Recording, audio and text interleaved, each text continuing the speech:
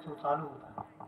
आणि मामाचा भंडारा उत्सव चालू असताना मायबापांनी त्या भंडारा उत्सवामध्ये अनेक कार्यक्रम होते गोव्याचे कार्यक्रम असतील भेदिक असेल अनेक प्रकारचे कार्यक्रम होते त्या ठिकाणी भजनी मंडळाचा कार्यक्रम होता परंतु मायबापांनो त्या ठिकाणी नामांकित असा कर्नाटक परिसरातील कीर्तनकार गोंधळी बुवा मायबापालो नारायण बुवा गोंधळी आणि हा नामांकित कीर्तनकार होता मामाने फक्त जयराम पाटला सांगितलं त्या कीर्तनकाराला निमंत्रित दिलं आणि आपल्या या ठिकाणी या भंडारा उत्सवासाठी कीर्तन त्यांचं ऐकण्याची इच्छा सर्वांनाच होती कारण प्रख्यात कीर्तनकार असल्यानंतर ऐकावं असं वाटतं आणि मायबापांनो जयराम पाटील त्या ठिकाणी गेलं आणि गेल्यानंतर त्या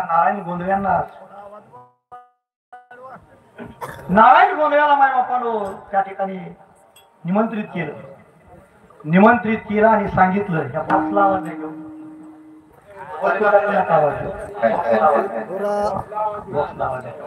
आवाज वाढेल सुलवा आवाज ठेवू काय कळ नाही कीर्तनाचं hello hello hello hello hello hello hello hello hello hello बघा तुमच्या आदेश तुम्ही करू शकता ते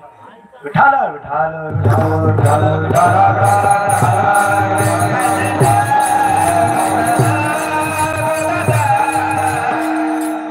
जयराम पाटील त्या ठिकाणी गेला आणि नारायण गोंधळ्यांना निमंत्रित केलं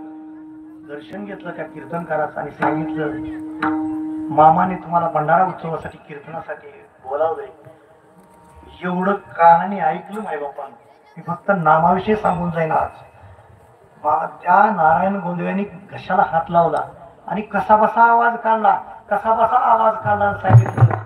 प्रख्यात कीर्तनकार होतो तेव्हा असा सेवा आवाज प्रख्यात कीर्तनकार होतो विलाज नाही माझा आवाज गेला म्हणजे प्राण गेल्यासारखा आहे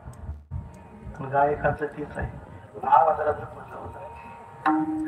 मायबापांनो आवाज गेल्यामुळे मायबापांनो त्या नारायण गोंधळ्यांनी हालचाल केलीच नाही आणि सांगितलं मी आलो असतो पण माझा विलाज नाही आता समाजामध्ये मी प्रख्यात होतो आणि आता जर जाऊन कार्यक्रम करायचं म्हटलं ना तर समाजामध्ये हसू कशासाठी हसू नको म्हणून मी नाही म्हटलं त्यावेळी जयराम पाटलाने सांगितले हे दुसऱ्या तिसऱ्या जर कोणी निमंत्रित केलं असतं तर तुम्ही नाही केलं तर चालेल पण स्वतः देवाने बोलवले तुम्हाला मामाने बोलवले एवढा आवाज ऐकला त्या जयराम पाटलाचा त्या नारायण बुवा गोंधळींनी खाली मान घातली त्या कीर्तनकारांनी खाली मान घातली नाविलाज झाला कीर्तनाची बॅग उचलली आणि जयराम पाटलाच्या बरोबर आल्यानंतर मायबापानो समाज भरगच्च बसलेला होता आणि आता जशी पंचपदी घेतली त्या पद्धतीने मायबापानो सुरुवातीला पंचपदी घेतली गेली आणि पंचपदी घेतल्यानंतर मायबापानो कीर्तनाचा अभंग म्हटला गेला आणि ज्या वेळेस मायबापानो स्वतःपासला विना दुसऱ्याकडे देताना विठोबा भजन मधलं झालं आणि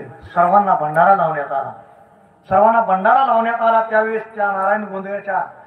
अंगावरती थोडा भंडारा सांडला गेला उपरण्यावर सांडला शर्टावरती सांडला हे भंडारा सांडल्यानंतर मायबापाने त्यांनी झाडण्याचा प्रयत्न केला ही मामा समोर बसली होती ती मामाने पाहिलं आणि मामा तट दिशी